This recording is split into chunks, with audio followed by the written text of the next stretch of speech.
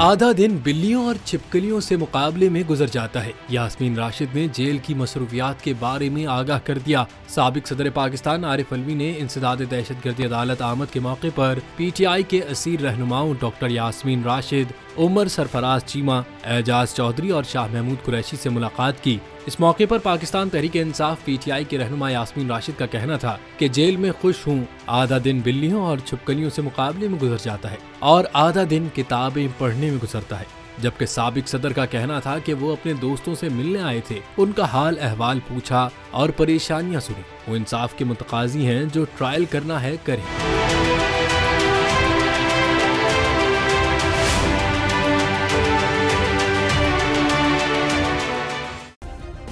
Subscribe करें और bell दबाएं ताकि कोई खबर रह न जाए।